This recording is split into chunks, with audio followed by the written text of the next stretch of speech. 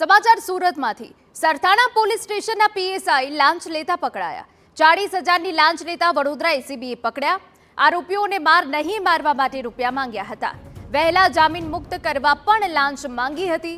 PSI MG લિંબોલાની અટકાયત કરાઈ હોવાની વિગત। અમારા સંવાદદાતા બળદેવ વધુ વિગતે વાત કરવા જોડાયા છે। બળદેવ, પૂરી વિગત।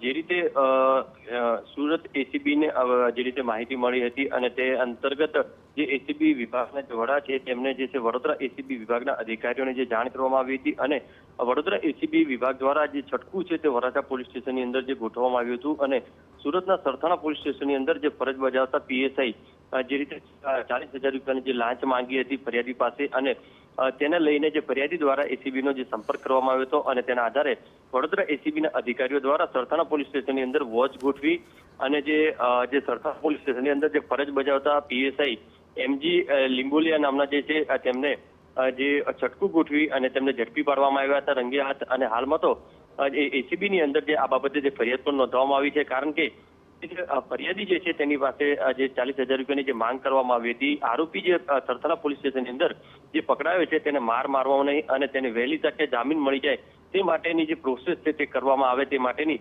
40,000 રૂપિયાની જે લાંચ હતી તે માંગવામાં આવી હતી। એટલે કહી શકાય છે સરથાણા પોલીસ સ્ટેશનની અંદર ક્યાંક ને ક્યાંક આ રીતના જે સવાલો ઉભા થઈ રહ્યા છે તે પોલીસ ક્યાંક ને ક્યાંક લાંચ માંગતી હોય છે, જે લોકો જે આવતા હોય છે તેમને દબાવવાનો માટેનો પ્રયાસ કરવામાં આવતો હોય છે। હાલમાં તો જે વડોદરા એસીબી વિભાગ દ્વારા આ બાબતે જે અટકાયત કરવામાં આવી છે અને વધુ તપાસ છે તે હાથ ધરવામાં આવી છે। જી બિલકુલ, આભાર। તો 40,000ની લાંચ લેતા વડોદરા એસીબીએ પકડ્યા હોવાની વિગતો છે। આરોપીઓને માર નહીં મારવા માટે રૂપિયા માંગ્યા હતા।